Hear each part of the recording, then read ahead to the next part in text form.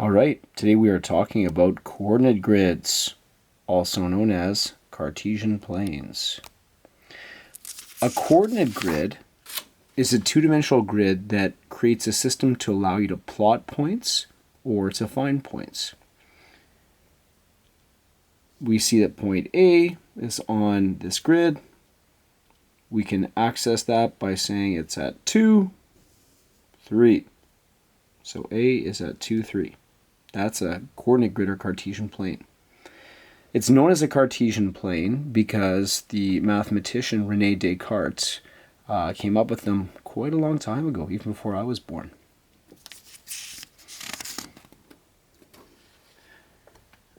With Cartesian planes, you have ordered pairs. So an ordered pair describes a point on a coordinate grid. The first number in the ordered pair will say the horizontal axis, so the number to count this way. The second number will be the vertical axis going upwards. So this would be 10, 5, 10 across, 5 up, 2, 7, 2 across, 7 up. So horizontal axis first, then vertical, or as a student once said to me, you have to run before you can jump. Think of Mario Brothers and trying to do like a super jump. You have to run first and then jump. There's two axes on a Cartesian plane. There's the horizontal axis that we mentioned before and the vertical axis we also mentioned. So again, you do horizontal first and then vertical when you look at that ordered pair. Horizontal axis, it goes across the page like the horizon line in the sky, and you kind of look out, maybe you're on the lake and you see that horizon. Vertical axis means you're going up the page. So it's like you're vertical jumping, like sweet vertical man, like most kids in our class. Yeah, right. You'll see this zero looking thing. This is the origin.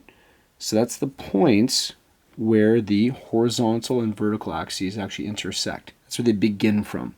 So when you have an ordered pair, you're counting out from that origin and or up from that origin.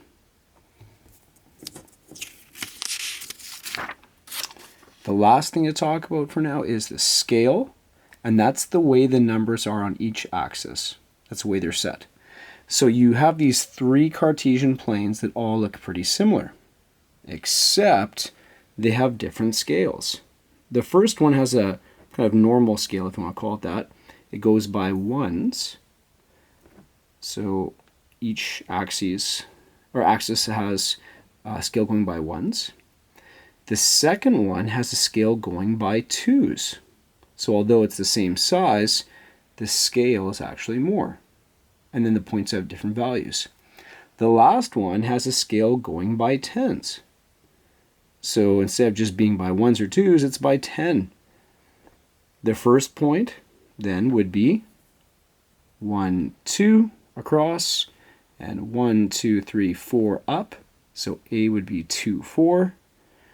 In the second grid here, we have 4 across, so 4 horizontal axis, so 2, 4, and then 8 up, so 4, 8. And on the last grid, we have 20 across and 40 up. So 20, 40, because in the first one, each one is 1, each one is 2, and each one is 10.